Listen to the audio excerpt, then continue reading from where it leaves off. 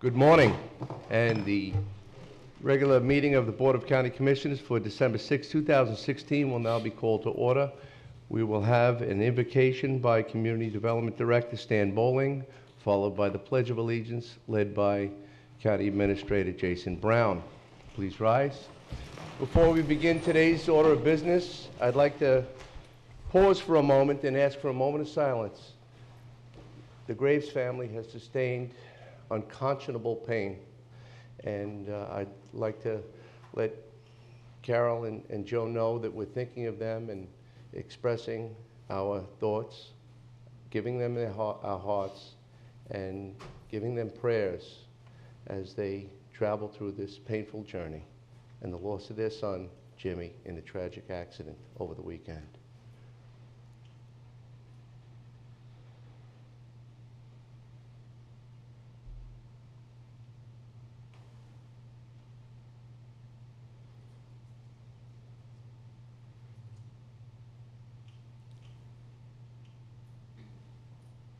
Lord God, this morning we acknowledge that in this season we are experiencing joy, we are experiencing sorrow, we're experiencing both. And we also acknowledge that we need you in all seasons that we go through. We ask that you would give us direction, that we can understand purpose that can sustain us, and that you will give us thankful hearts as we go through all seasons, because we want to reflect your glory and do things that are truly good and that are lasting. So we ask that for each and every one of us and for our community, and we ask that for our leaders this morning as they make decisions that then have effects that go out through the community, and people will carry out things, and we ask that those things would be done in a manner that's worthy of you and that will benefit the community. And we thank you for the opportunity you've given us this morning to be part of that. So we give you this morning and our decisions and our actions, and we lift this up in your name. Amen. Amen. Thank you. Everyone, please join me in the pledge. I pledge allegiance to the flag of the United States of America and to the republic for which it stands, one nation, under God, indivisible, with liberty and justice for all.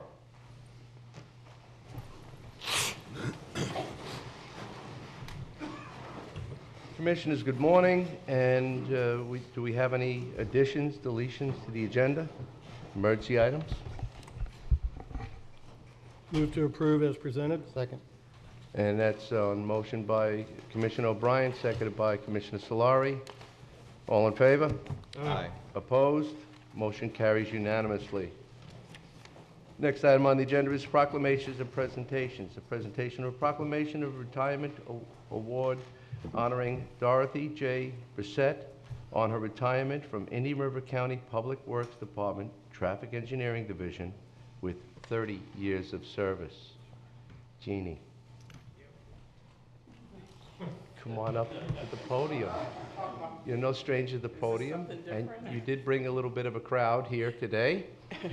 And Jeannie, I have to say before we present the proclamation that I have to admit something. In the old building, when I was wearing a green uniform, I truly thought that you were the community development director.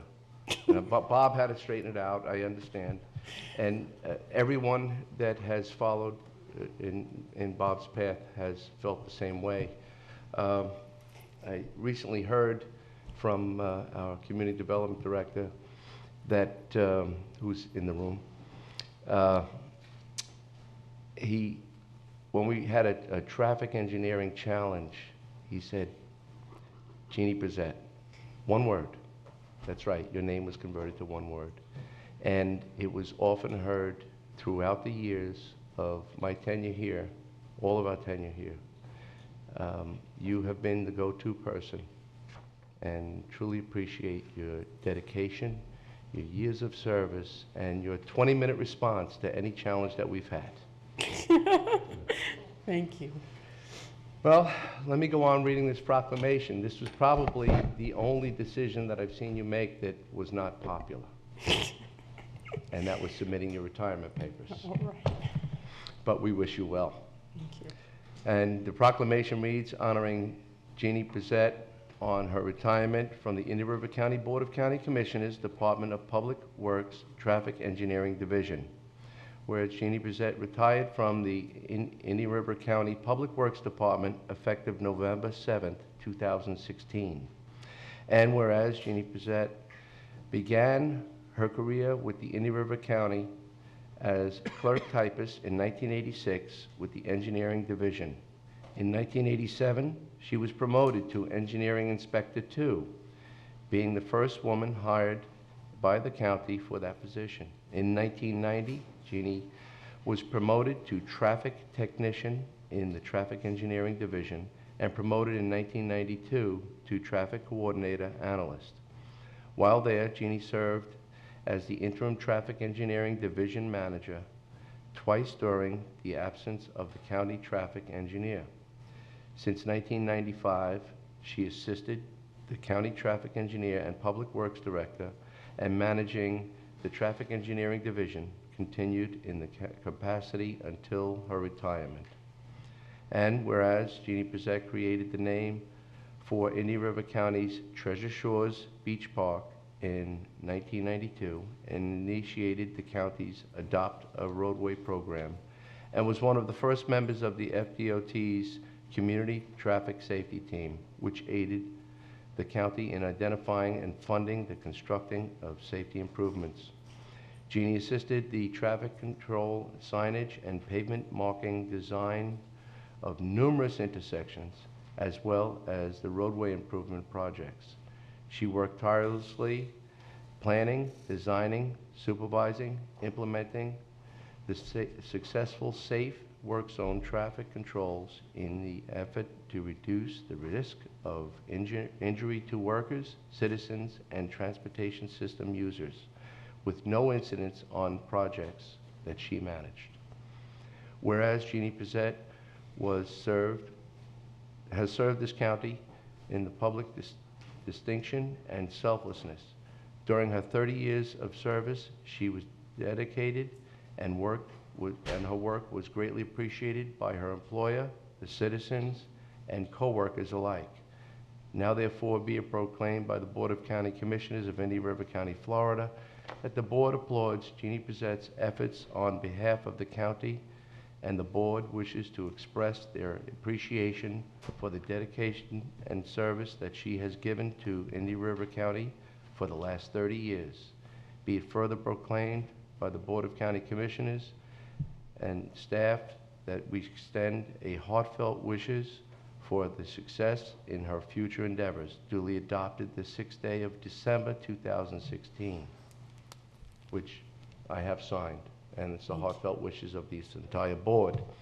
Now, Jeannie, as you left, you had to relinquish your access badge, and I want you to know that you are welcome in this building in any part at any time. Thank you. Just call so we can have the welcome wagon ready for you. But this next plaque is your access badge. And that plaque reads, "This is certified that Dorothy Jean Brissette is hereby presented this retirement award for outstanding performance and faithful service to Indian River County Board of County Commissioners for 30 years of service on the 7th day of November, 2016, and it's signed by the Director of Public Works, Rich Stryker, and myself as the Chairman of the Board of County Commissioners. And I don't know if this is going to fit in your pocket or your handbag, but it just call us. Thank you. Thank you very Jeannie. much. All right. Am I supposed to say something now? Well, it's the first time that you're speechless, Jeannie. Well, you know, I didn't really prepare anything, but I felt like if I didn't, I'd just come straight from my heart. So the number one thing that I've done my entire career here, aside from, you know, the blessings, the people that I've met, whether they be in the outside consultant world, the board members, all through the years, P&Z board members, outside committees. We worked a lot with the Sheriff's Department and the sheriffs. all the people, the public, the coworkers, my leaders, you know, everybody. I've always been grateful from day one. And I think that no matter how much stress or how many large projects we had to get done, I would always remind myself that I was grateful, and I still am. It's a bittersweet for me because I still have the drive and want to be able to keep, you know, and I'm going to still do things, but I know it's time for me to go and do the things I want to do in the next 30 years. So, but it's been my pleasure. I've learned so much in my career from a professional level, a personal level, people, and just appreciate everyone that I've worked with and all the aspects, all the things that I've been able to be involved in. It's been a huge opportunity for me during my life. It's a huge part of my life. If you look at a young girl that was 24 years old, and now I'm an younger woman, of course. It's 29. 54, you know, and this job at the time when I got it was and became a source of security for me. I was a single mom and had my daughter who's here now. She's a teacher now, and just different things and how life evolves. The county, I kind of grew up in the county in more ways than one. So I appreciate everybody, and I just thank you for the opportunity that you gave me all these years. And I'm not finished yet. I will be coming to some of the meetings because I'm very interested in many of the issues that go on in our county. And I have to say one thing too. When I walked up today, I was walking, you know, and I thought, hey, I'm walking. This is my last official, you know, day, so to speak. And I walked by and I saw Commissioner Adams' front license tag, and it said frog legs, the other white meat. And I was like, oh, I feel comfortable. I'm not. So it kind of took me back to when your mom was a commissioner, and all those years we worked together. So that humbled me for a minute. Thank you very much. Mr. Chairman? Mr. Missionis? Yes. Jeannie, sad to see you go, but I'm sure we will see you in other places, as we talked about yesterday. Yes, sir. And over the 30 years that you've worked here, I think I had some involvement with you from the very beginning. Not necessarily typing anything that I had, but when you first started, I'm trying to think of some of the folks that were here back then, but... Well, they would have been folks you graduated with, Right. most likely. But it was always a pleasure working with you over those years, even when you would say, well, that swale, you know, just needs to be cleaned out another inch on the north end and then call for a re-inspect. Oh. You're always very nice about Now I those. remember when you were in the contracting world. The other world. Yes. The other world. So, and for quick attention to things on intersection questions and trip counts and those things, you're always really quick to get back the information that's important to the constituents that we're answering questions for. So thank you for all those years of service, and we'll look forward to seeing you in the halls in whatever capacity. You're welcome. Good luck. Thank you. Thank you. Commissioner O'Brien? Thank you, Mr. Chairman. Jeannie, I have to admit, you know, I've been sitting here for over 10 years now, and traffic engineering is still voodoo magic to me. I just, when I see these traffic reports, I'm not getting this, but you know, thank God you all understand them and believe them. And now that Chris Moore has retired and you're retiring, will I ever get to catch some green lights now going through? Because Chris would always tell me the lights are synchronized, but I'm just going the wrong way. So I just want to know, can I ever catch a green light going forward now? Jeannie, But thank you for everything you've done, and God bless you, and best wishes. Thank you. I like the way it's going now because I'm the guy who gets the green lights, so thank you very much. You're going the other direction, Yes. right? You're welcome. Thank you. And we've talked to Rich already, and Rich is looking for 3 individuals to take your spot. Oh, my goodness. Well, I'm more than happy to still help. I'm sorry. Yes. Mr. Chairman, yeah, I'd like to say when I started with the county in the budget office, traffic engineering was right next to us in the old building, so I got to know Jeannie early on, and she told me early on she knew I was going to be okay because we were both Gator fans, so we have that common thing. When we moved over here, it's a great building, but we were separated, so I missed that. But I do want to echo what folks have said, and Jeannie's just been a wealth of knowledge. She's been the person who gets things done in traffic engineering She's well respected by everybody that interacts with her, from the development community to the law enforcement to the other county staff that works with her, and it's been great working with her, and she's been a great asset to the county, and she will be greatly missed. Thank So, you. And Jeannie, finally, the Public Works Director would like to say a few words. Rich Berger, Public Works Director. I've been with the county for 2 years, and basically on my second day, what I learned was Jeannie was the go-to person in traffic. Point blank. First thing I learned was go see Jeannie if you have a problem.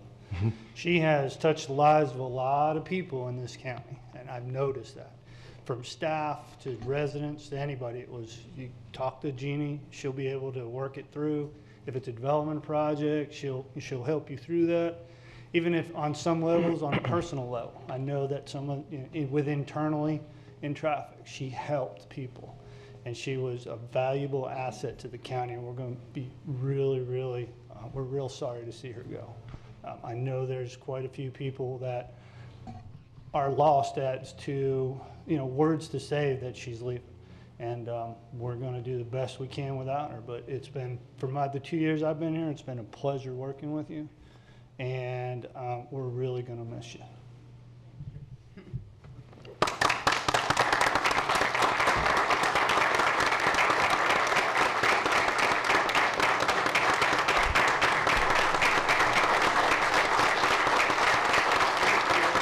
Thank you very much.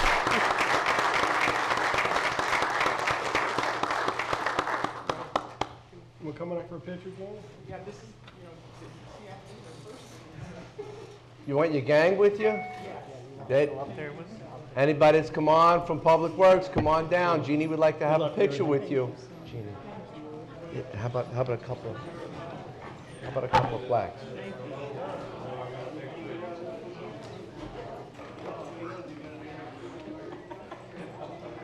$10.55. I was thinking 10:40. I was giving you a grace period. You talking about when we're going to take a break? Come on down, gang. If it goes past 10:50, That's okay. Jared, if it goes past It's about 10:50, then y'all. Peter will know it wasn't just me. Wow. Got somebody to blame. New kid.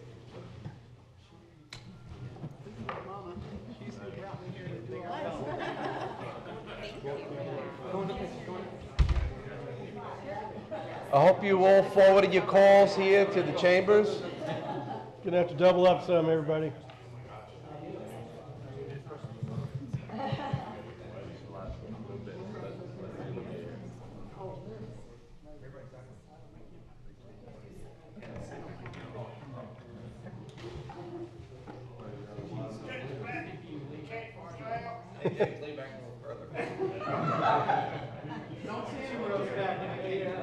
If he goes any further, we'll be at the beach. All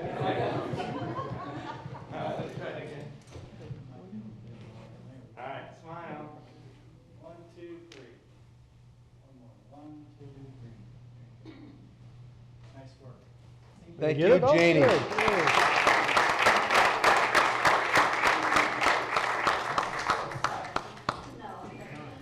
Thank you, Jeannie. Thank you so much. Now y'all get back. Yes, the eggplant talks.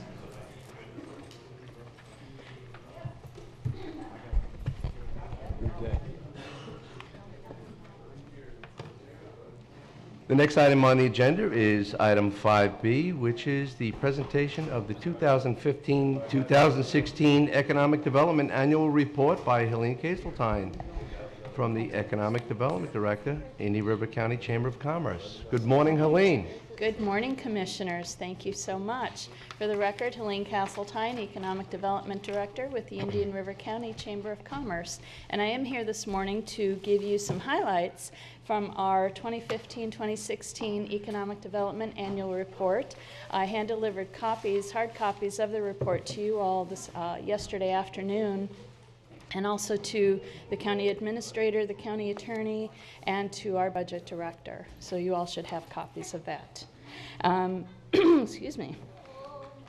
Some of this information you already know, but for the benefit of those in the audience and those either watching at home or from their office, our funding for the 2015-2016 fiscal year, which ended September 30th, was $163,445, and that's to promote the entire county for business recruitment, retention, expansion, and small business development. None of those funds are commingled with any chamber funds, and I should point out too that we are only paid on a reimbursement basis. As we incur eligible expenses and submit that documentation to the budget office, that's how we receive our funding. We don't get a big check on October 1st. We also have private sector investors. Over the years, our private sector has been very generous in contributing to our economic development efforts. This past year was no different. About $51,000 was invested in economic development, and those funds are used only for economic development purposes, to leverage county funds and also to cover the expenses that certainly may not be appropriate to use taxpayer dollars. This is an illustration of who some of those investors are. This past year, we contracted with the Washington Economics Group based in Miami-Dade to do a return on investment study.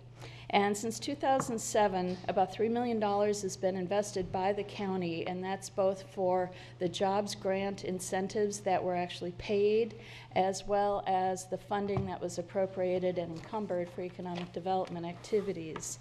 What that study showed is that the county received economic benefits 15 times greater than the investments that were made.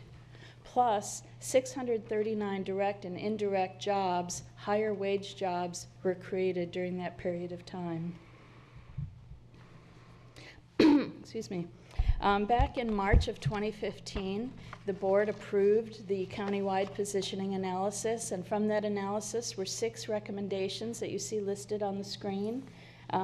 Items 1, 5, and 6 are continuing initiatives under our Economic Development Marketing Plan. Items 2, 3, and 4 were completed during this past fiscal year. The target industry analysis was the first to be completed, and you approved this new list of targeted industries back in December of 2015, just a year ago. And we used this list to better laser focus our recruitment efforts. The original list of targeted industries that's in the comprehensive plan will remain intact and will be referenced when companies may apply for local incentives. With this new list of targeted industries, we also developed new collateral material and did a rebranding. You might notice too that we have a new logo for economic development, kind of a forward-looking logo, if you will. Each of those targeted industries that you saw on the previous screen, each of them has a 2-page industry profile that talks about the benefits of that, locating a business within that industry, locating in Indian River County. It gives examples of who some of those key employers are within that industry. It talks about transportation and workforce and that sort of thing. We also have a community profile that talks more generally about doing business here in Indian River County. And this is an illustration of a couple of those other collateral pieces. All those collateral pieces are available for download on our new economic development website, IndianRiverED.com. That new website was launched just this past July, and we used a firm based over in Charlotte County that only does economic development websites. That's the only kind of websites they build. They know what site selectors are looking for, and over time, I have learned as well that even though they are very detailed-oriented, site selectors don't want to spend much time on websites. They do use websites, but after 1 or 2 clicks, they're done. They want their information right there at their fingertips. So that's how this website is built. The information is very easily accessible. It's very user-friendly. My contact information, phone number and email is on every page. You can see across the middle. Sites and buildings icon will bring you to the property search website.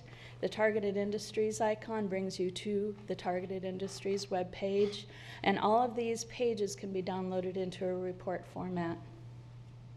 The property search website, IndianRiverSites.com, did see a lot of activity this past year. About 3,500 searches were done, and as you can see, primarily it was looking for existing buildings. There's also a lot of data business intelligence on that website, consumer spending, labor demographics, heat maps. If you want to find out where those millennials live in Indian River County, it'll tell you that. It's just phenomenal, the amount of information available on that website. We currently have 78 users who have 197 properties listed on that website, and we encourage our local realtors to upload their information to that website at no cost. This is an example of what one of those reports could look like. Prospect activities, we were fortunate to announce Parabel and their intention to construct a production and research facility just west of Fellsmere, 43 new jobs, and when all is said and done, they anticipate about 170 new jobs to be created. It's a $10 million capital investment that they're making. We facilitated their successful local jobs grant application.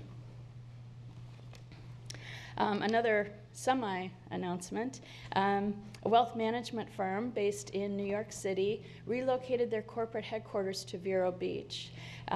25 new jobs, paying $70,000 or better, and we facilitated their local jobs grant as well as a Florida qualified target industry tax refund application. They've asked us to please not announce their name until the Vero Beach office is fully operational and fully staffed, and they anticipate that to be sometime in June of 2017. Other activity, we continue to work with the principal of an outbound call center. They represent many national nonprofits and professional associations. He has focused on a particular building out west of town. He just hasn't pulled the trigger quite yet. Aircraft parts manufacturer based in Spain. They visited our area late last year, and they're interested in working with larger aircraft manufacturers. So they visited with Piper. We coordinated a tour for them of the facility. They also met with Embraer and Gulfstream up in Savannah. They have since made the decision to first hire a representative, a sales rep in the U.S. before they make that decision on where to locate their facilities. So that decision has been delayed. This New York manufacturer, this is actually a lead from one of our chamber members. He's in upstate New York. He's tired of all the things going on in New York State, and he wants to come south. So certainly we've been talking with him. His decision is probably about 2 years out, so it's not anything that's near term, but we continue to work with him and provide him the necessary information he needs to make that decision. And the medical device manufacturer, it's a research facility as well. It's a startup, 2 gentlemen from the Midwest. They need financing. And so I put them in touch with Enterprise Florida. They have a firm, a venture finance firm, that works with these types of companies. And with Enterprise Florida, we also get referrals from them as well. This is just a sampling of those that we responded to. And in fact, I just got a call yesterday from Enterprise Florida as a follow-up about Project Bing. And you'll notice that there's no company names because all of these projects are confidential. We don't even know who they are. But they are looking for an 80,000 square foot building. When I receive these from Enterprise Florida, I immediately send that, forward it to our commercial realtors here in Indian River County, given the parameters of the project, to see if they have a site or a building that can fit those needs. Typically, we have about 3 days to respond. Again, with Enterprise Florida, last year we were a partner of Enterprise Florida, invited to participate in some of their activities. Every year they invite site location consultants to come to Florida for Grapefruit League baseball games. This past year they were on the East Coast, and so our regional group hosted them while they were in our region. They started out in Jupiter and then came up to excuse me, to Stewart, spent the night, went to a Mets game, and the next day came up here to visit historic Dodgertown. Craig Callan did a phenomenal job in talking about the history of the facility and what's going on there currently. So these kind of give us as local economic developers the opportunity to interact with these consultants on a more informal basis and for them to get to know us and build those relationships. So that's what it's all about with these guys. We do some ad placements throughout the year. Typically, these publications, each month, they focus on a certain industry. This particular one is Expansion Solutions. And oftentimes, we're invited to write what I call an advertorial. It's written in the third person. It looks like perhaps I might have been interviewed when really I wrote it. So it does include all the information, pertinent information that might be needed to make that business location. They all, of course, have their websites, and these publications are available electronically, so there's a direct link to our website on theirs. And this is another one with Trade and Industry Development. And just to note, too, that they actually designed these ads for us at no cost. We do participate in other industry trade shows. The National Business Aviation Association, NBAA, was just held this past November in Orlando at the Orange County Convention Center. 27,000 people attend that show.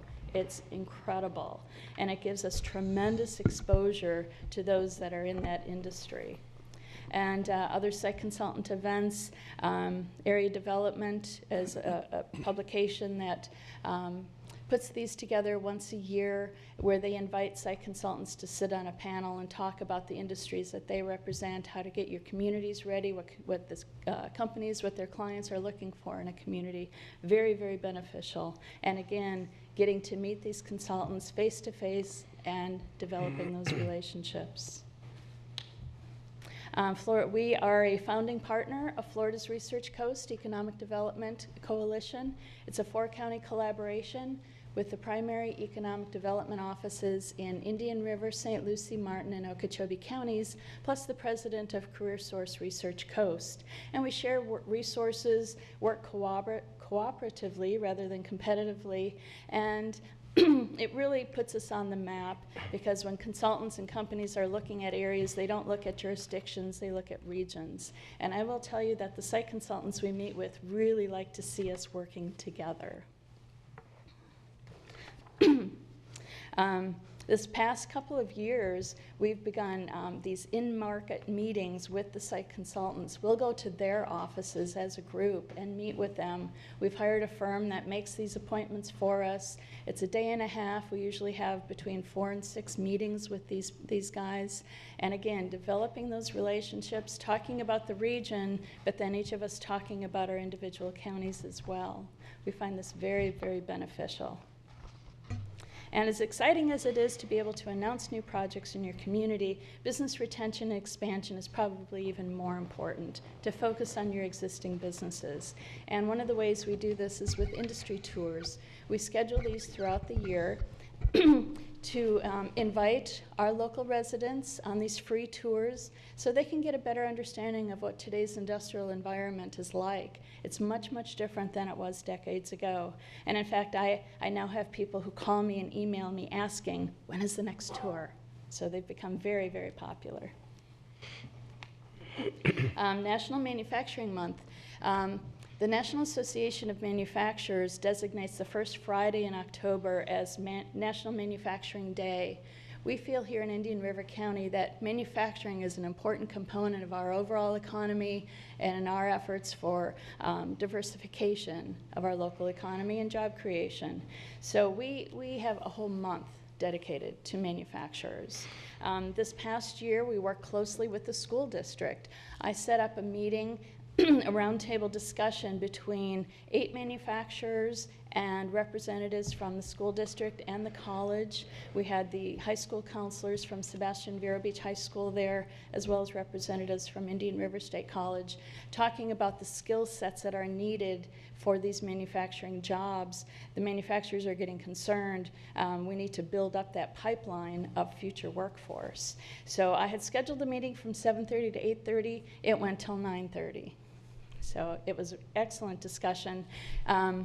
Some highlights from that preliminary results is several of the manufacturers have offered to go visit the classrooms to talk about their companies, to talk about career options, the products that they make, things like that. And then I also learned that the fifth graders at Dodgertown Elementary, there's a robotics class, and they're going to go visit Triton submarines. So it's been very, very beneficial. I also coordinated a tour for teachers who are in the career and technical education curriculum. We had 23 teachers go on the tour, and I set up tours for 3 of the manufacturers on 98th Avenue, and they were just blown away. They had no idea what that was all about. And in fact, several of them saw former students at those facilities, so that was pretty neat. Industry appreciation, we do this every year, our Industry Appreciation Awards program, and we like to recognize our local businesses for what they do in our community, either through architectural enhancements or through their community involvement, success within their industries, and the positive environment, work environment that they provide for their employees. It typically is a sold-out event, and I foresee next year not being any different. How it's made, I don't know if any of you ever watched this show. It's one of my favorites. It's on the Discovery Channel, and what they do is feature products that are in everyday life. A couple of years ago, they came down here and filmed over at Piper Aircraft. I think that segment aired this past December. This time around, it was Girard Equipment. They sent a film crew in for a couple of days, and that segment aired, I believe it was this past March. They're based in Toronto, and for some crazy reason, they like to come down here in January and February. So we're in communication. Every year, they'll email me and ask me what new companies, where can they visit, who can they talk to. So I love that show. Government contracting is a new program we started this past year. My colleagues at Space Coast EDC called, and they've been providing this to their members for a couple of years. They asked if we would want to participate, and of course I said yes.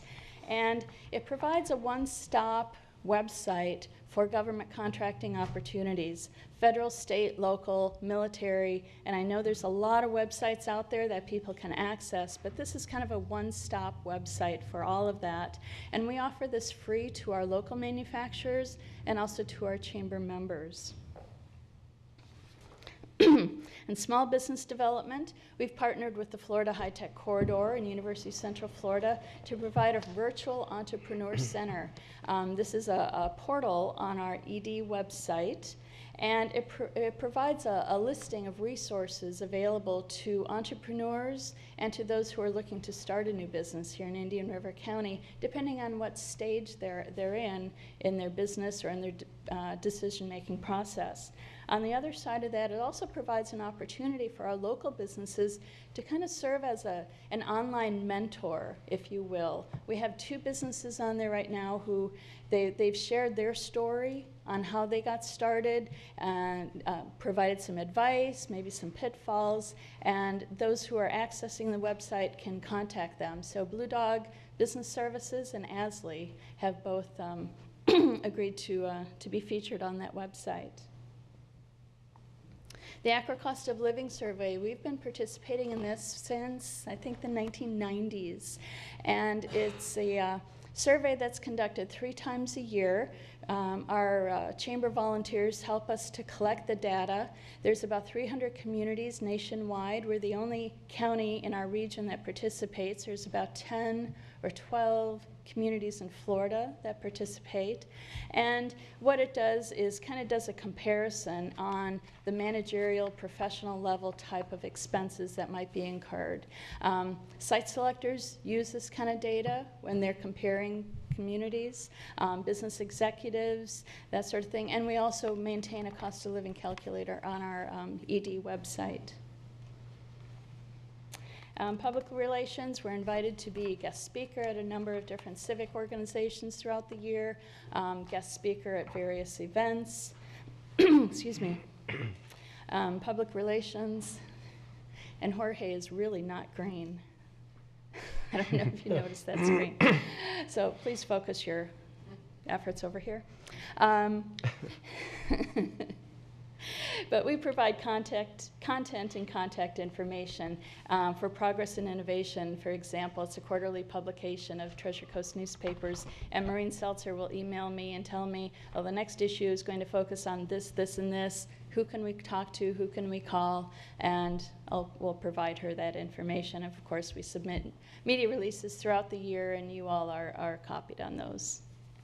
And lastly, again, public relations. I'm a weekly guest on Local News Magazine with Bob Seuss, 8:45 on Fridays, and involved with a number of committees, either locally or regionally, or provide information to some of those committee members as they need it. So with that, thank you so very much for your continued support in what we do to diversify our economy and provide jobs to local residents. And if you have any questions, certainly I'd be happy to answer them. Commissioners? I have one, Helene, if you could put the logo back up again for a second, Scott. For those of you who have followed the development and the wing profile of the M600, it has striking resemblance to it. Good point. But probably not intended that way, but it's similar. But we'll go with that. That's I like right. it. Thank you. I thought it's the subliminal aviation outreach. Thanks. Thank you.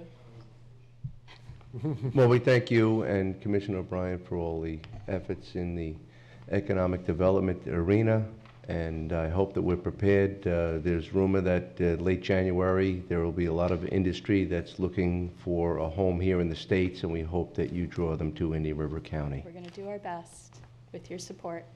Thank you. Thank you very much, Commissioners. Thank you. Next item on the agenda is the approval of the regular minutes of November 1st, 2016, as well as the regular minutes of November 8th, 2016. Motion to approve? And that's motion by Commissioner Zorc, seconded by Commissioner O'Brien. All in favor? Aye. Opposed? Motion carries unanimously. Commissioners, informational items. I did want to pull item 7D Delta, which is the public design workshop for the Gifford Road landfill site redevelopment plan, and that'll be on Saturday, December 10th, this Saturday, and that'll be from 9:30 to 3 p.m. and the Gifford Community Center at 4855 43rd Avenue. I hope that many of the citizens attend, and we'll have plenty of staff on hand to discuss the plans. Anything else? We'll move right along to the consent agenda. Commissioners? Move approve of consent. I'd like to see if I appreciate that. I'd like to see if there's anybody in the audience that needs anything to pull for discussion. Seeing none, we have a motion by Commissioner Solari, seconded by Commissioner Adams. Any further discussion? All in favor? Aye. Opposed? Motion carries unanimously. Next item on the agenda is the constitutional offices, and we have Indian River County Sheriff Darrell Law requesting for replacement of emergency generator system and jail administration windows. Good morning, Sheriff. We have a motion for approval by Commissioner Solari, seconded by myself. Sheriff, Thank you. anything? There was one question earlier last month, gentlemen, and the discussion revolved around propane generator. Excuse me, Sheriff, you need to say gentleman and lady. I'm sorry. Use commissioners, it works. Okay, Commissioners, I apologize for that. And we did dig a little deeper into the propane generator, just for the record. A propane generator, the lowest quote we could find was $204,800 with a less time life expectancy than the diesel that we previously had. And as you recall, this was a turning in of end-of-year dollars to help support the county building and Mr. Brown. So you'll be burning more efficiently, cleaner, leaner, and we'll have plenty of electricity at the site. Yes, sir, Chair. Thank you, sir. Thank you. All right, well, we have a motion and a second. All in favor? Aye. Opposed? Motion carries unanimously. Thank you, Sheriff. We have another item from the Sheriff, and that's the Indian River County Sheriff Darrell Law vacating the current hangar and termination of lease with the City of Vero Beach. Sheriff. Yes, sir. As you're well aware of, we are in the midst of construction on our campus of our new hangar. We had leased that City of Vero Beach hangar for some 18 years, I believe, and we have cleared out our belongings, and we have a temporary hangar that we have negotiated with respect to storing our aircraft until anticipated opening of the new hangar, which we're planning on or before April 1st of 2017. Any questions, Commissioners? Did they have the slab in yet? I was by there yesterday, but I know the form boards are up, and Okay. it should be this week. Okay, good. So stop by. Great. Sheriff, in the transition, your Hawk 1 and 2 will be properly Yes, sir. served and safe and ready for action. Absolutely. They're ready to go as we speak. Okay, thank you for that. Thank you. Well, any members of the public? Move approval. I have a motion by Commissioner O'Brien, seconded by Commissioner Adams. Any further discussion? All in favor? Aye. Opposed? Motion carries unanimously. Thank you, Sheriff. Thank you, Commissioners. Have a great day. Thank you. Next item is a public hearing, and that's item 10A1, which is the county-initiated request to amend the 5-year capital improvements program and supporting data and analysis of the capital improvements element of the comprehensive plan for the period of 2016, 2017 through 2020 to 21. And the plan amendment is as follows, which is the CPTA number 2016080102-77570. This action is legislative in nature. Good morning, Stan Bowling. Thank you, Mr. Chairman. Good morning, Commissioners. This is one of our types of comprehensive plan amendments. This is an item that we address every year, essentially to update our capital improvements element, otherwise known as the CIE, and it recognizes changes in existing and future facility needs and changes in funding. And we also have to update it every year to comply with state law and our own comprehensive plan policy to do so. This type of comprehensive plan amendment is different from standard plan amendments. It requires only one public hearing, which is the hearing this morning. It's not reviewed by the Planning and Zoning Commission, only by the Board of County Commissioners, and there's no state agency review for this type of amendment. And this has been, as always, a joint effort by several county departments, and we'd just like to recognize the efforts of staff from a number of departments that have capital improvements that are over $100,000 over the next 5 years. Parks and Recreation, Emergency Services, Public Works, their facilities, Transportation and Stormwater divisions, the MPO, Sheriff's Office, Utilities and Solid Waste, all departments really helped with putting this together. This plan is managed by the Long Range Planning Section under Sasan Rahani, and just wanted to especially recognize Bill Shute, otherwise known as Mr. Spreadsheet. He's amazing at putting this together, a lot of detail, a lot of numbers and planning, probably a closet budget guy, and he does a really, really good job with this. And also, this process is ultimately directed by the Budget Department because it does involve their numbers essentially at the end of the day. And Mike and Ruth, Kristen, the others in that office, we appreciate their efforts as well. Some of the changes that are done pretty routinely, updating the existing revenue information and revenue projections done by the Budget Office, updating Appendix A of our capital improvements program, which is really the heart of the process itself, looking at the listing of all the different projects and the timing and funding sources, and updating all the tables and figures and then the text as well of that particular element. In terms of the forecast revenue this time, there is an increased forecasted revenue, basically due to continually improving market conditions and the adoption just last month by the voters for extending the local option sales tax. That helped especially with out years for transportation and lagoon-related projects.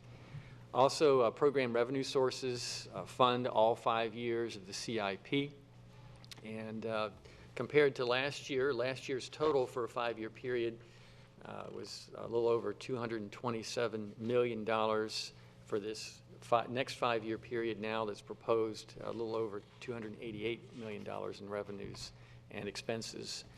Also with this program, we want to make sure that we meet all of our level of service standards for various services that are provided, and we believe that the proposed plan will allow that to happen, to meet or exceed our level of service standards.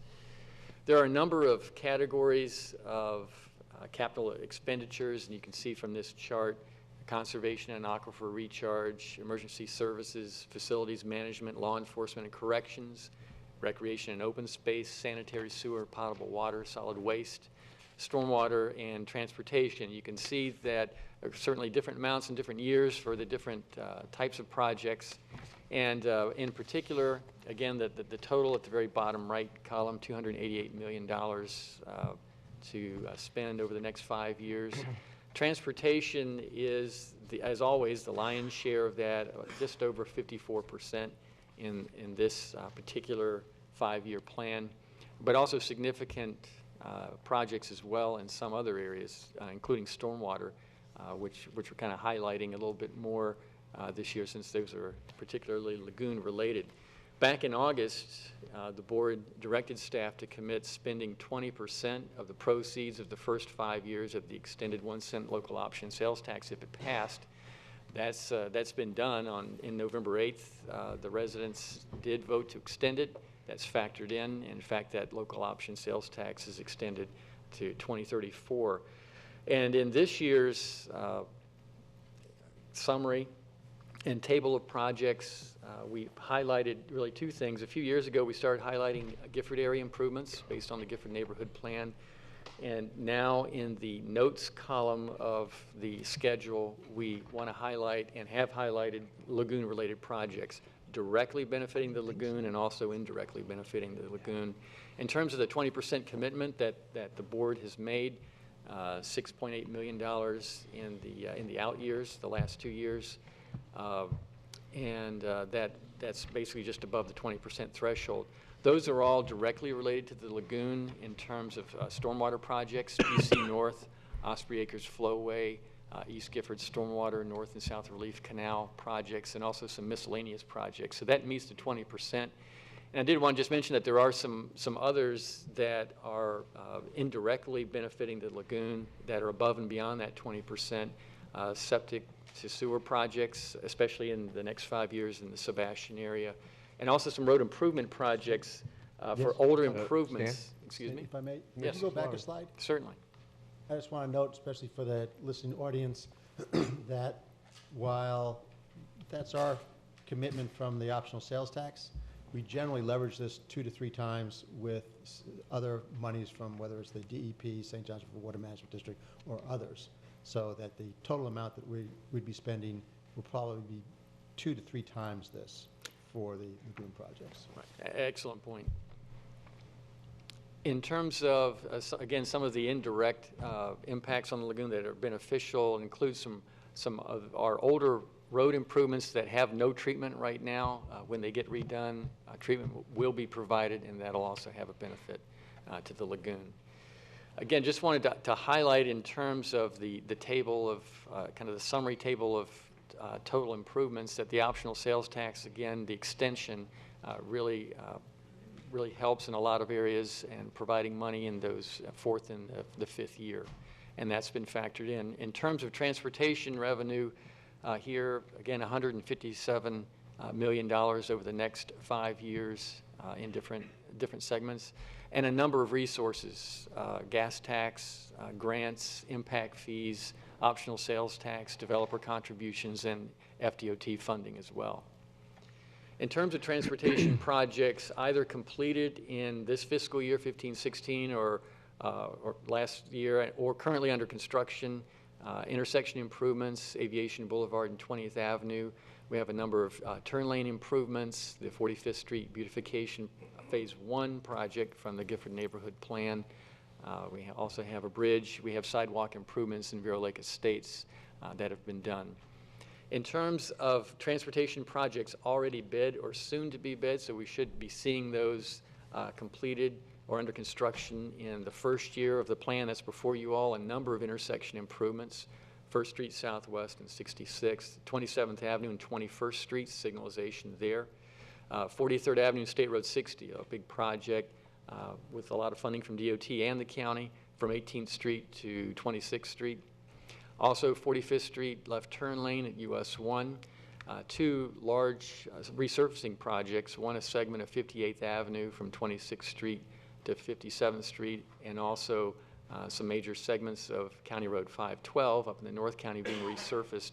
I did want to point out with those 2 projects, it's more than just maintenance, more than just resurfacing. Consistent with the complete streets policy the board has adopted, 5-foot bike lanes will be provided on those facilities along with the resurfacing project. So it's more than maintenance, it's also an improvement. Old Dixie Highway resurfacing is also to be done in the coming year, as well as intersection improvements at Oslo and 66th Avenue. There are non-transportation projects that are also proposed, 2 new emergency services stations, also known as fire stations, in the 5-year period. The North Sebastian septic to sewer, phases 1 and 2, those are big non-transportation project as well. Partial closure of a landfill cell and construction of a new cell. New courtroom facilities, new roofs for various county buildings, and a law enforcement aviation hangar that should be happening within very short term, but within the 5-year plan itself. Just in summary, there is an increased forecasted revenue. That's good news to be able to plug into needed projects.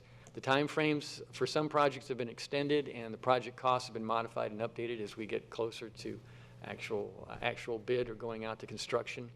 Level of service standards have been maintained. The board's commitment to using at least 20% of the sales tax extension for lagoon-related projects has been met. The proposed amendments consistent with the comprehensive plan, and kind of here in bold at the bottom line, it's financially feasible. The projected expenditures and projected revenues match, and that's really a testament to all the departments working together, and of course the budget office directing. Many staff members are here to answer questions about specific projects, and I'll be glad to try to answer anything that I can as well, Mr. Chairman. Commissioner Solari. Thank you, Mr. Chairman. Stan, I'll start with the one in bold. The CIA is financially feasible. Now, is it both financially feasible on the capital sense and the operational sense? In other words, do any different capital projects drive the need to increase the ad valorem taxes, the millage rate? Right. Essentially, we're looking at capital expenses here. Again, the revenues and expenditures match. And what this is, and I'll turn it over to the administrator, in terms of the projected revenues that get there, I guess the question is, are there tax increases that are part of the projected revenues? Is that? Yeah, I mean, because we can do some capital projects which would drive the operational side, and I just want to see if they're in balance like that. I understand that, especially with, we passed the optional sales tax, and the optional sales tax is going towards capital projects, which is great. But I just want to make sure that we're balanced on the operational side and not driving the need for other tax increases. Right. Yes, Commissioners. In all of our capital project planning, we also do the operational impacts of those. Certain capital projects have a larger operating impact than others. For instance, if you build a new road, you've got additional operating, but the impact isn't nearly as large as opening a service location like a fire station. For instance, you have significant staffing costs or an additional recreation facility. We do analyze that as we're going, and that is included in our annual budget document each year to analyze the impacts of the capital projects. So the question then is, will any of this drive an increase in the millage rate? Some additional service locations can result in an increase in the millage rate. For instance, the fire station example, we have analyzed that specifically, and as we go, increased tax roll kind of keeps up with that. But when you add a service location, you have an increase. For instance, if you add a full complement fire station, right now that's about an 8% increase in the ad valorem tax rate. Now, when you do have tax roll increases, that mitigates that. So but anytime you add those locations, you have an increase there. Yeah, I think that Stan and staff did a wonderful job on the capital improvement program, but I just want to note now that if it is going to result in an increase in the millage rate down the line, I'll probably be very resistant to that. Thank you. Anything further? Yes. Commissioner, Commissioner Zorc. Yes, Stan, could you go back about 5 slides to where it had the years across the top and it had developer contributions page?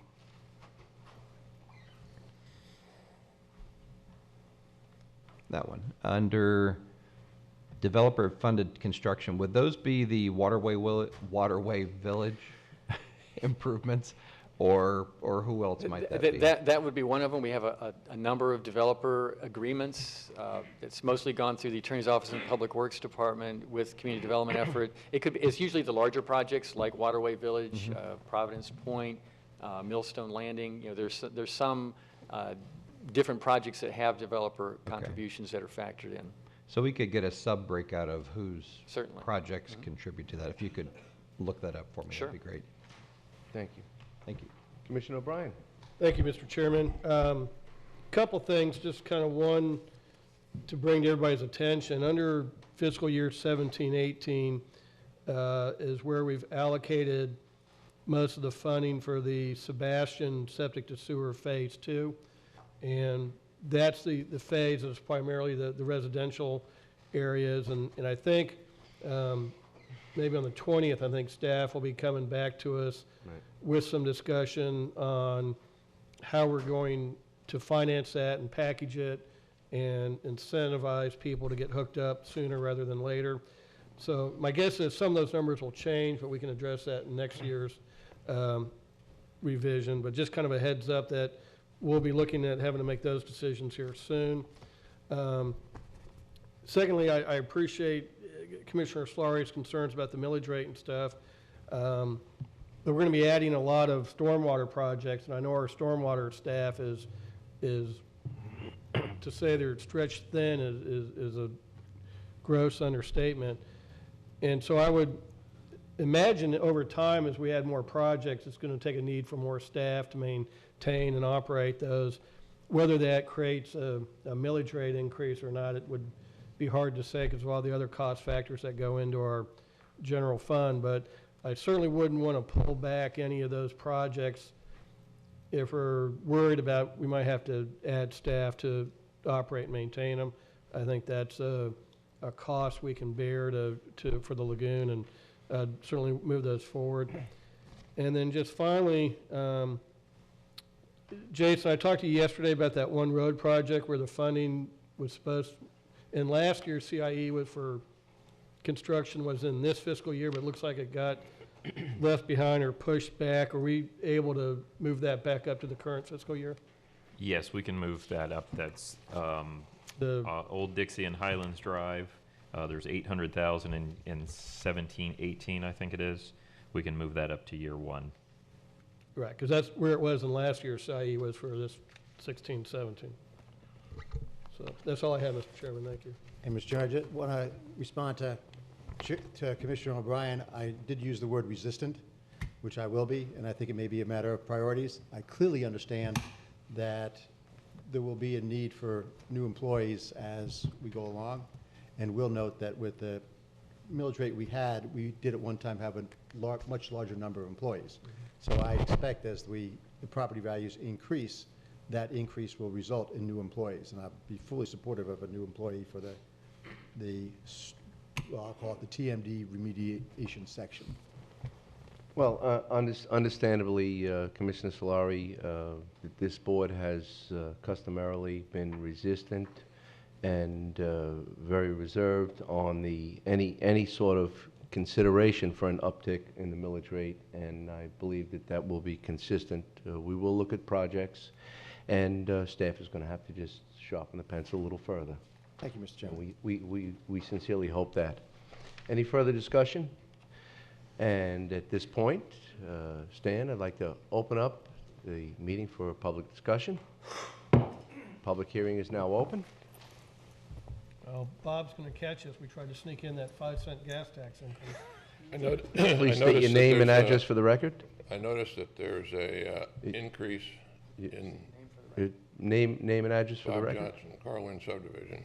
We knew that. I noticed there's an increase of revenue. Could you identify the sources of the increase in revenue? I think it was a number of sources, and I'll defer to others, but primarily it was the local option sales tax extension. That was the major one, but there was also some other increases in revenue sources, including grants, some developer contributions, and other of our revenues as well. So it was a mixture, I believe.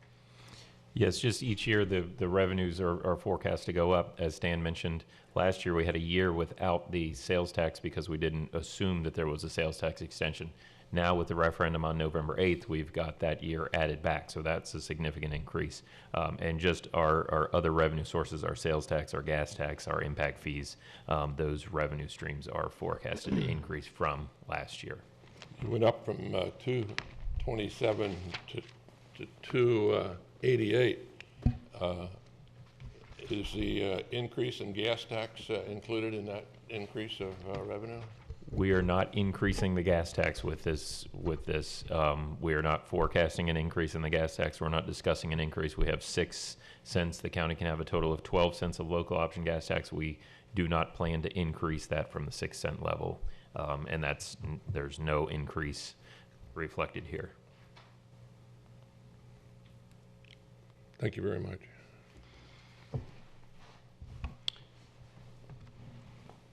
Anything further from the public? Public hearing is now closed. Commissioners, Mr. Chairman, I'd like to go ahead and move adoption of the capital improvement elements and assorted ordinances and resolutions, et cetera, with the one change of the Old Dixie Highlands Drive funding being moved to fiscal year 16-17. Second? we have a motion by Commissioner O'Brien, seconded by Commissioner Solari, with the aforementioned change. Any further discussion? Yes, Mr. Chairman, if I could ask Stan to go ahead and forward a copy of his presentation to all the commissioners. Certainly. Electronic copy is great. Thank you very much. Thank you, Mr. Chairman. Thank you. Any further discussion? All in favor? Aye. Opposed? Motion carries unanimously. Thank you. Next item on the agenda is the legislative priorities being discussed by Councilor Kate Cotner. Good morning.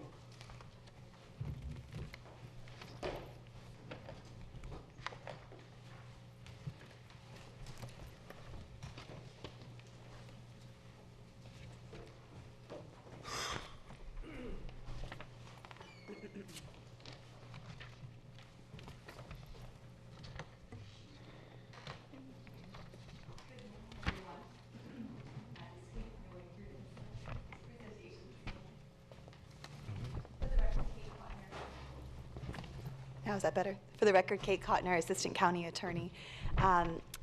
Legislative session for fiscal year 2017-2018 starts on March 7th, 2016, and we have our delegation meeting scheduled for December 21st of this year. So in anticipation of that, I've put together some legislative priorities as well as legislative concerns.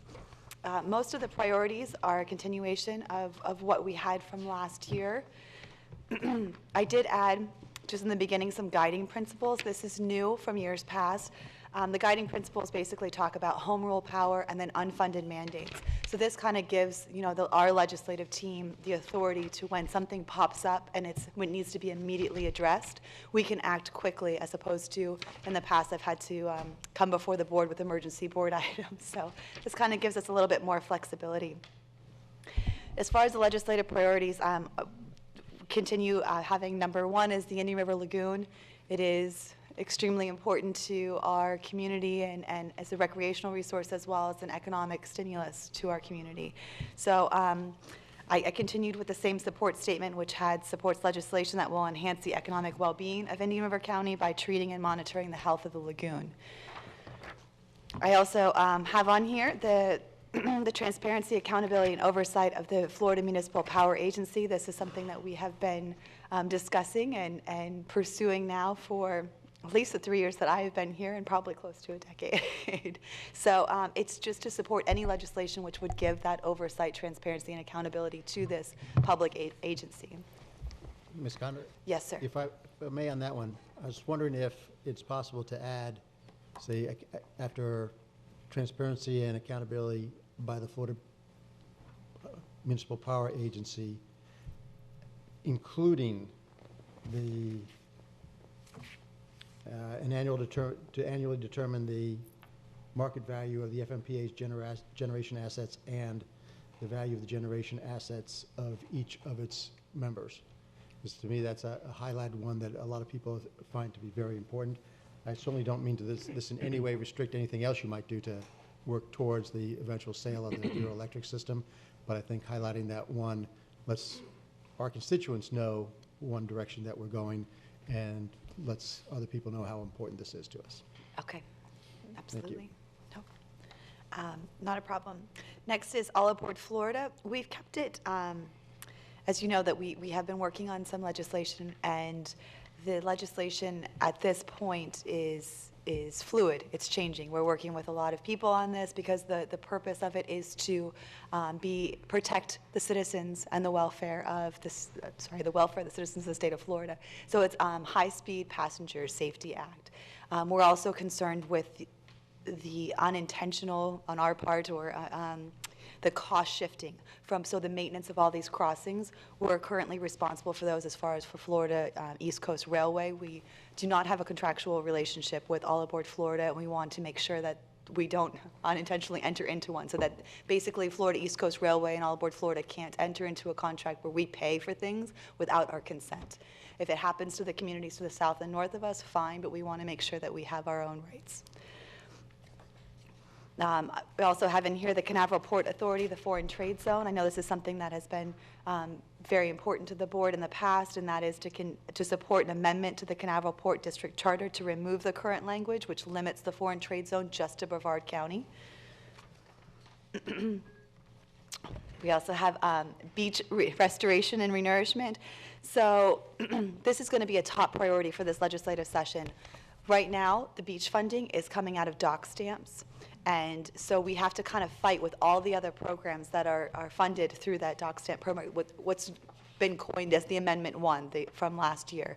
And so what I know some leadership members of the Senate as well as the House, I believe, they're looking to create a dedicated statutory reoccurring funding source for beach renourishment issues in the state of Florida. So I have on here to support that, but also to oppose anything that would somehow inhibit the county from being able to qualify. So they're going to put forth certain criteria. We, in particular, I know the Florida Association of Counties, they just voted on this, where they want to have as a criteria basically what's going to be the most bang for your buck is really the best way of putting it. So having more sand be put on during the beach restoration projects, unfortunately or fortunately, in our county as well as up and down the East Coast, we put only the amount of sand that we need because we have a natural hard bottom resource. If we were to put more sand, then we would then compromise that resource. So we don't want to be at a disadvantage just because we're conscientious of our offshore resource. So we have that there. And Kate, just before you Yes, leave sir. that, the other change fact made last week was they had wording in there that the ranking would also take into account the ability to attract matching federal funds. Mm-hmm. And that certainly doesn't benefit us, and actually only a few counties. So we removed the federal criteria and just left it as the ability to leverage matching funds, which is a much more broader criteria, and I think more applicable to what we can do. So that change was part of the FAC policy. Absolutely, that was very important. So thank you for your leadership at Florida Association of Counties for getting that taken care of, because it would have put us at a disadvantage. So those are the top priorities that we have identified in the past. I separated out the appropriations for this year, and so as we go through these, the board needs to discuss the appropriations and then kind of create a ranking system, because that question will be asked, and I'm going to actually add on an additional appropriation. Originally, we were told that the septic to sewer conversions, because the governor, I'm sure you guys are aware of this, the governor has announced that he wants to do a 50-50 cost share split for communities, I guess, that were impacted by the Lake Okeechobee. So that would be Lee County, Martin, and St. Lucie. We were looking to expand that to all the communities along the Indian River Lagoon. Now with the new House rules, Speaker Corcoran, he was making everything, if you're asking for money, it needs to be in a bill, an appropriations bill. So I want to make sure that we have our ducks in a row. So the septic to sewer conversion for Sebastian, I want to add that in here as you guys are looking to rank that. So the number one project is Osprey Acres. This is a passively managed water treatment system, and it's well underway. I mean, Keith McCauley has really worked hard on this, and as you guys know, we have received a third of the construction costs from St. Johns River Water Management District. I kind of took a guess here because another third would be $1 million as an appropriation request. And then obviously we would be responsible for the remaining $1 million. The next one is AC pipes or asbestos pipes. So in the past, these pipes were very popular and accepted in the 40s, 50s, and 60s. And right now in Indian River County, we do have some asbestos pipes, but they're not endangering anyone. It's just when you get yourself in a situation where you're doing road projects, we have to take care of it as we're doing the road projects. So we do have a road project coming up where the request, I know I left it blank in the packet, and I apologize for that, but I do have a number to fill in. It would be $450,000 and matching grants for the 12th Street project. And so basically what we'll be doing is just filling in filling in the pipe and then laying down new infrastructure. It's completely safe. The next is beach renourishment. So we are requesting an appropriation of $337,500 and matching funds for the beach restoration for Sector 5. Sector 5 is in Vero Beach. This, mind you, this is pre-Hurricane Matthew, and we're going to get to that next. But so of this, $25,000 is matching funds for a feasibility study, and then $312,000 is basically matching funds for the design of the beach project, is what we would be asking for. Next is Hurricane Matthew beach funding. As you know, we've had some extensive damage in our community.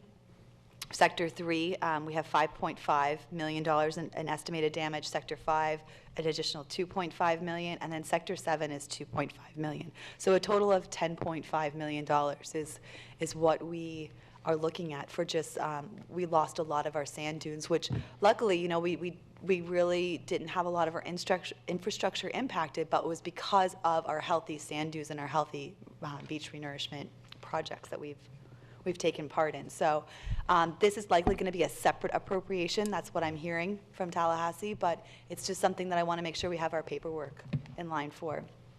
And then the fifth one, which we would add, would be the Sebastian septic to sewer. Now, something to discuss. So obviously we've been focusing really on phase 1. We could focus on phase 1 and phase 2. The whole, the price tag of the whole project is about $5 million. And we have received, let's see, $649,000 approximately from St. Johns River Water Management District as a cost share for phase 1. So again, just giving you guys something to discuss and a ranking system. Do you want to take that up first, or do you want me to continue with the concerns list? Mr. Chairman, this probably might be a good time to take it up. Okay. Take it up now. Okay. So, now, you'd mentioned, I think, something about the Sebastian septic to sewer, that might be a separate category by the governor? Right. So the governor, July of this year, right in the middle of the blue-green algae crisis in South Florida, he announced that he wanted to have a 50-50 cost share for septic to sewer conversions, septic to sewer conversions, and that would help the Indian River Lagoon. Now, the way that he worded it, I read it that it really only applies to Lee County, Martin County, and St. Lucie County because they were impacted by the blue-green algae. There is a big push by the Indian River Lagoon National Estuary Program, as well as other people, to expand that to all the communities along the Indian River Lagoon, because we have our share of this health of the lagoon. Excuse me. So, the first step would obviously to expand that, but it's not a guarantee. So we want to just make sure that we have our ducks in a row. Does that answer your question? Yes, Okay. and do you just want one top priority now, or do you want, it's more or less a ranking? Of the appropriations, I think a ranking would be appropriate because it's going to matter, the whole ranking system will matter for the House, and then only certain projects in the ranking is going to matter for the Senate, and I'll take care of that issue. Okay, and I'd probably, if the Hurricane Matthew beach funding was rolled over and not made a separate category, especially because of the amounts of that, that would probably be the number one. But if it's a separate category, my number one would be Osprey Acres. My last one would be the asbestos pipes. To me, that's just a renewal and replacement issue, and the amount's not that great. The amount's not that great for the beach renourishment, so that'd be my penultimate choice. And the one after Osprey Acres would be the Sebastian septic to sewer. Okay. Any Wait, further is that anyone else? discussion on the board? All If agreed. that, I'll make that into a motion. And we have a motion by Commissioner Solari and seconded by myself. Okay. If I could just clarify, Jason, do you want to speak before it? No, go I ahead. was just going to clarify. So I heard Osprey Acres was the top priority, with Sebastian septic to sewers number 2, and then AC pipes number 3. Kate, beach renourishment and Hurricane Matthew beach funding, those are kind of separate from needing to rank within that order, or do you need that ranking as well in this? So I needed it to have it ranked, but the way that I. So mine it would be Osprey Acres is 1, Sebastian septic is 2, asbestos pipes is 3, unless the others aren't separate. If the others, if say hurricane funding isn't separate, then it jumps to number 1 with the Above all ranking else. continuing. And if beach renourishment isn't separate, then it is right ahead of asbestos pipes. And So- although you made that clear in your motion, we'll I understand that. restate the motion. So that would be the motion. So it's Osprey Acres, Sebastian septic to sewer, beach renourishment, as long as the Hurricane Matthew and, And then asbestos pipes, but as Right. long as, okay. yes, Unless it's treated separately. yes. Second, so got amended it. and stands. Perfect. I would agree with Commissioner Solari's ranking there on the septic to sewer. Our whole septic to sewer program is going to be heavily dependent on getting grant funds, because we're going to need to take state and other granting agency dollars, mix them likely with some county funding in order to lessen the burden and the impact on the property owners for any of these septic to sewer projects. So getting that state funding is going to be key in being able to move those projects forward. And again, I'll just note on the Osprey Acres one, if we do get this other funding, then we're not reducing any of the amount of the money we would spend from the optional sales tax. And I think that's important, because this would Yes. then leverage our dollars almost 2 to 1. And it just means we'll be doing more projects. So I think would be a very positive thing for Indian River County and for the lagoon. Okay. And I would update that to maybe to 1.2 million. I think that's the 1/3 grant that we got from St. John's on Osprey Okay, Acres, 1.2. Yeah. 1.2, okay. So is there any member of the public that would like to have input on the legislative priorities?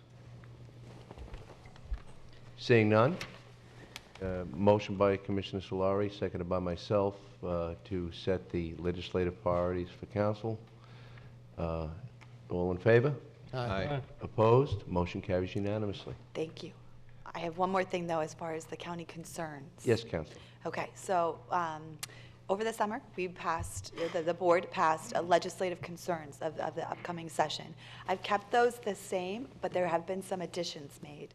And I gave you a handout. I'm going to put the handout up here on the. Certainly. Thank you, Scott.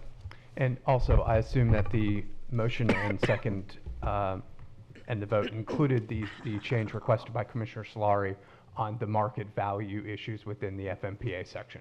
Most certainly, sir. Thank you. Yes, Commissioner Solari, yes. Okay. So these basically all came from the Florida Association of Counties, and I wanted to bring it before the board to see if these are things that you would like to add to our list of concerns. Currently, so the cell phone towers or cell towers in rights of way. So the current statutory framework allows for telephone poles to be in our right of ways, and there is there's an ongoing and emerging controversy about putting wireless devices up there to help with our 5G network. So what we have here, what the Florida Association of Counties has adopted, is to support the current statutory framework and home rule authority that allows communication services providers to place traditional communication service infrastructure within the county right-of-way, which is subject to our rules and regulations. And then we would oppose extending this authority to a third party, or what's coined a pass-through provider, who does not provide communication services or the communication services tax. That's the important thing. So these third parties are coming in and they're saying, oh, we're going to put up a tower, and these big communication companies like Verizon or AT&T, they can go ahead and put their system on there. Or they have these little devices, but they're not subject to that communication service tax, which is really important because it generates revenue for us as well for the state. Most certainly, I'm in favor of adding that on as well. It's a very, it's a concern of the citizens, and the federal government has limited our action and cost to be able to address the citizens' concerns, and having a third party would only exacerbate the situation. There you go. Very perfect. Next would be derelict vessels. I know this is something that the board has discussed in the past, and we actually have on our existing list of concerns. We currently have that the BCC supports legislation that would streamline the process to remove derelict vessels from the waterways of the state of Florida. This is a policy statement from the Florida Association of Counties, which is talking about revising the statutory authority and continued state funding for the enforcement and removing of those derelict vessels. I think it's a little bit, it adds in the funding part to that, and so I think it kind of gives us more flexibility of whatever legislation comes forward, we'll be able to have a position on that. So so that is one of the recommendations. Zika, as we all know, Zika has been a problem for the entire state of Florida.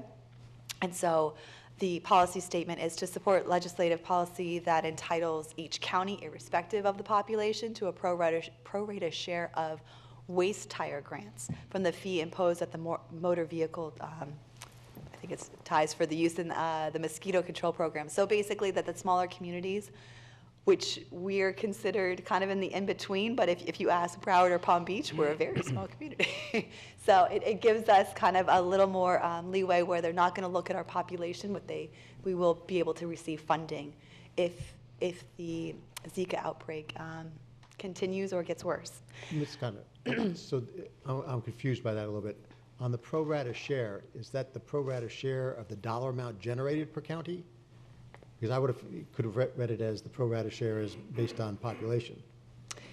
It would be that's generated per county, yes, because it's irrespective of the population. Okay, so it's of how much is generated by each county. Yes. So if we generate 5% of the total amount in our county, we should be returned 5%. That is my understanding. Oh, okay, I just wanted to, Yeah. thank you very much. Yeah. And when I first started at the county, we used to get waste tire grants, but the last time I got one was about 99 or 2,000. They essentially took that money, took us out of the pot. So Okay, so it'd be nice if we essentially could the start monies getting that we're it. sending to Tallahassee aren't being coming back to us. So the folks, our motor, the amount paid by our folks on their vehicles, we're not getting it back. Thank you. Right. That helps clarify that for me. Thank you very much. Okay. The next one is public Mr. notice of. Chairman? Yes. If I could, on the derelict vessel, Yes. the description you gave verbally is I like, but it doesn't read word for word of the policy that's typed. We all know, and James will spend 6 months or better trying to get the permit to remove a derelict vessel. So where you had explained to streamline the process, is that where you've got support revised statutory authority and continue state funding? So this would be in addition to what we already have. Currently, we have what I had originally said, Okay. which is streamline the process. So this would be and Additional support. language to that, okay. The next one is public notice of pollution. So this was an issue that the board discussed. I believe Commissioner O'Brien brought it before the board, where Department of Environmental Protection, in response to a situation that happened with Mosaic, where they had the sinkhole There was a contamination issue. There wasn't public notice. So Department of Environmental Protection, they did some rulemaking, and the way that it's currently structured, the rules, we basically have to notify the state and everyone about everything. So this basically would be the fix for that. The legislature is stepping in to say, we're going to go ahead and set forth in statute what needs to be done. So I'm hoping that at least the Florida Association of Counties, they're in support of this. And so I would strongly encourage the board to be supportive of this as well, so that the public notice is consistent with the actual potential impact. Next is recycling. I know this is an issue that we're concerned about. As you know, by 2020, we have to have 75% recycling goal is set by statute. So this policy statement would support legislation which provides appropriate resources and incentives to local government to achieve the statewide goals, and credit us with recycled material, including municipal biomass and other waste-to-energy processes. Moving on to emergency management, this is something that we kind of ran into with Hurricane Matthew. I know that now, to even get temporary workers, we have to go through the Department of Economic Opportunity. And just to get grant fundings or to get fundings to help out, it doesn't seem to be a streamlined process. And so Senator Brandis has already filed a bill which would help us with like a 50-50 cost share for non-federal portion of the hazard mitigation grant program, just to be able to get money quickly to the communities that need it. And finally, medical marijuana. And obviously the board has passed an ordinance about how we want to structure this within our community, but this is Florida Association of Counties policy statement for a statewide perspective, and it's to support maintaining local authority to determine land use and zoning and other regulatory standards for marijuana cultivation, processing, and distribution. Support taxation or a fee structure with the state to independently help counties recoup any of the costs and public services, including law enforcement and other regulatory enforcement, and support legislation that provides a comprehensive health-based regulatory system where the Department of Health is responsible for licensing the cultivating sites, dispensing facilities, and the manufacturers for of marijuana for medicinal purposes. So now that you guys have this, I don't know if you want to, sorry, you can accept or deny any of these, and I will add them to our final packet. Well, most certainly, we have discussed several of these items in the past, and I think the sheet should be carried straight to Tallahassee by you. That's my input. Yes. Kate, the only other main thing I think that FACT adopted was policy on opioid abuse. I know talking to emergency services, we do have overdoses here. I don't think it's quite to the level of some of the other larger counties that it's truly an epidemic. So I don't know if the board wants to add that or not. And it might be just some of the larger counties, Miami-Dade and Palm Beach, that are having the big issue will kind of carry that ball, and we don't need to. But that was the only other major policy priority that they adopted that you didn't have on your list. I don't know if the board wants to add that or not. But. Commissioner, these are just things we support as opposed to our main priorities. Right. So based on your conversations and being at the FACT Legislative Conference, what's your preference on it? Yeah, again, I don't think it's critical for our county right now. I agree, but I mean, I don't mind us supporting other counties based on what if you want, Scott, just so the board can see, if you could put this on the OMO real quick, please. And it is going to be a big statewide priority, so I don't have a problem us adding it to our list and just keep it on our radar with our legislature. But it's right there at the top. It may be more problematic in other jurisdictions, but drug use and abuse has no jurisdictional boundaries and no geographic limitations. So, my feeling is if this is an epidemic in some areas, why not address it before it's an epidemic in Indian River County? before it migrates. So, I mean, if you're good with it, Commissioner O'Brien, after having to be there, I'd certainly support it, given that this is just something we support.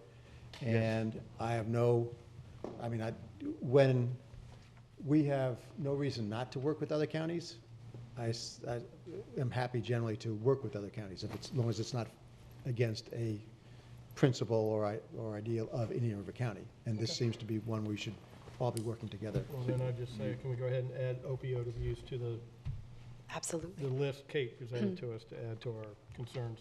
And is that your motion to adopt the whole thing? I'm Yeah, happy to to, adopt the, happy to second it, including the added opiate.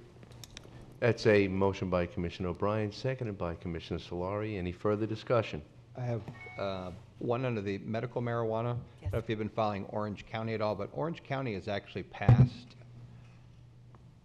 essentially a ban for an undetermined period on anything for distribution sites, anything with medical marijuana, which I thought, well, that's a pretty far reach.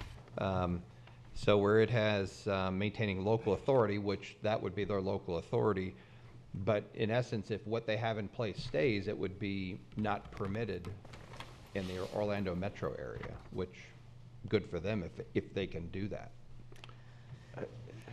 And if they can we? That's And just a General Counsel. question. Well, on that issue, again, we're kind of guessing on how to handle Yeah. the medical marijuana issue locally. Right. I mean, one of the things that we cautioned against was a full outright ban Right. because we were afraid that the legislature may see that maybe local governments overstepped in doing that. So we tried to take a little bit more of a cautioned approach, which was let's allow it maybe only 1 or 2 or 3 sites, and then let's see if we can get away with a ban on cultivation.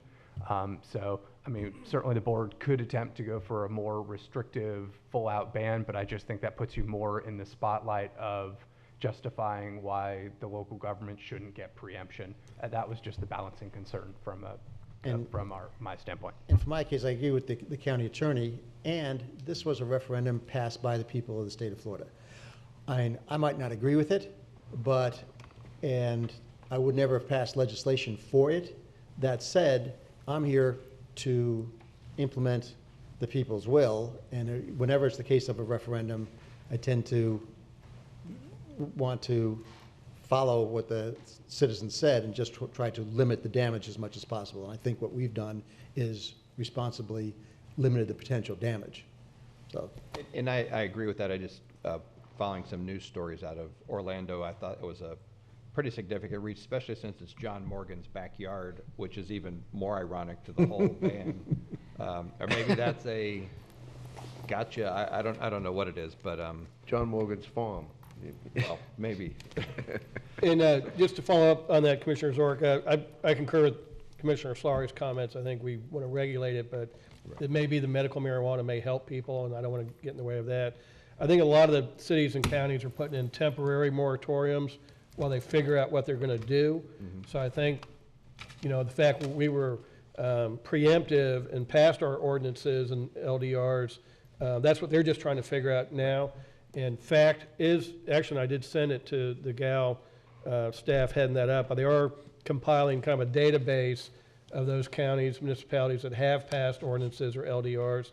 So these other counties can now look and see what's been done and follow suit. So I think most of the bans are just temporary bans until they figure out how they want to regulate it. And we've already preemptively taken that step. So I think I'm good. Again, like Commissioner Solari said, I didn't vote for it, but I think a lot of people did, and it may have some benefit for somebody that needs it for pain relief. And so we'll restrict and regulate it, but allow it to happen. Okay. And Counsel, you did caution us that a broad-scale ban might not be a long-term solution, and we appreciate that. Especially after the voters voted on it. Yes. Which I thought was. Well, it was concurrent. Yeah. Counsel? Anything further? I don't think so, no. So do we need a motion to adopt overall the entire policy packet that has been amended? Well, what Well, I've heard so far was that the board had approved the legislative appropriations and the prior items already as a vote with the FMPA language in and with the rankings as set forth. What would be good is to just have a motion, or actually we already have a motion. We have from a motion Commissioner on the O'Brien second. and Commissioner second from Solari on the concerns that were identified by Ms. Cotner with the additional list and the opioid item. I believe we have all items have been addressed and voted upon. Wonderful. Thank you for your time. On the?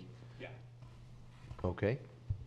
So So do we hear a Yeah, so we have a motion on the floor from Second. Commissioner O'Brien. Motion and a with second? From Commissioner Solari. We just haven't voted on that. all, oh, Mr. Johnson? Please state your name and address for the Bob record. Johnson, Carlin subdivision. I think it may be appropriate in courtesy to write our new state senator that's going to represent us to congratulate her on becoming a representative of our community. And you might want to make this note as a priority in that thank you, congratulatory letter to her. And also Erin Grawl is representing us too. I might send her a copy of our priorities so she knows. This is a passing thought. Thank you very much. Mr. Johnson, I just would like to, oh, no. Yeah, no, please go ahead. I just wanted to let you know, Kate's done a great job in addition to attending the FAC meeting last week and also making the presentation today. We've had multiple meetings with Representative Grawl, and we have had multiple conversations with Senator Mayfield, and we have an additional meeting scheduled with Senator Mayfield and Grawl, Representative Grawl coming up. So Kate's been working really hard to make sure that we've been staying in constant communication with the representative and the senator. Thank you, Mr. Johnson. Thank you, Counselor. I don't think we voted yet. All in favor? Aye. Opposed? Motion carries unanimously. I want to thank the board, and also I just want to thank Kate. I know she hasn't been feeling well, but she wanted to make sure she was here for this discussion. She Thank you. fought through the storm. Thank you. Next item on the agenda is demolition and liens, and Counselor Bill DeBrawl. Thank you, Mr. Chairman. Bill DeBrawl on behalf of the County Attorney's Office. These are 3 demolition liens that you have before you today, Williams, Weems, and Keene. The structures have been demolished. You can see the amounts as far as the costs of the demolitions. This is to go ahead and approve those amounts, take any input or testimony from interested parties as they were all noticed of the meeting today, and staff's recommendation is to go ahead and approve the liens as stated. Move staff recommendation. Second. On motion by Commissioner Solari, seconded by Commissioner O'Brien. Any further discussion? I take it there's no one here. And anyone from the public from any of the properties or further discussion? All in favor? Aye. Aye. Opposed? Motion carries unanimously. Thank you, Counselor. Next item on the agenda is commission items, and final item. Commissioner O'Brien would like to give us an update on the PTSD discussion for our firefighters. Thank you, Mr. Chairman. We all realize and understand the tragedy of Chief Dangerfield, and in discussion after that, and particularly then Chairman Solari wanted to have some type of more formal program brought forward before the end of the year. So been working very hard with staff, Suzanne Boyle in Human Resources, and Brian Burkeen and Chief King have been working very hard, and Jason and Mike from Budget, working on looking at different programs and talking to different people that run programs. And we're at the point now where I think on the 20th, we'll be ready to roll out the beginning of a comprehensive policy that we'll have to deal with stress management and critical incidents. We'll cover it in much greater detail on the 20th, but just so everybody knows now, it's going to be a work in progress. It's not set in stone. We believe there will be a lot more input to go into it to get the details hammered out, but we wanted to put in place a basis, a beginning program to move forward on this and to be ready if any other tragic events happen. So that'll be coming to the full board for their consideration on the 20th. In the meantime, though, we've been reaching out, and a lot of other agencies have been reaching out to us, and we do have 2 training programs coming up dealing with stress management and critical incidents. The first one is there's a PTSD post-trauma support or post-trauma syndrome disorder support group for first responders only, and this is being sponsored by the Mental Health Association in Indian River County. They have put together a similar support group for veterans, and now they're rolling out this support group for first responders. They're going to be meeting on the second and fourth Tuesday of every month from 12:30 to 1:30, and that program will start January 10th, and that will be open to any police, fire, corrections, dispatch, or emergency medical services personnel, either active or retired. So it'll be open to all of them. And it will be led by a retired Boston firefighter. And that's always one of the concerns we hear, is that a lot of other mental health professionals deal with a lot of things, but none of them really deal with what a first responder deals with.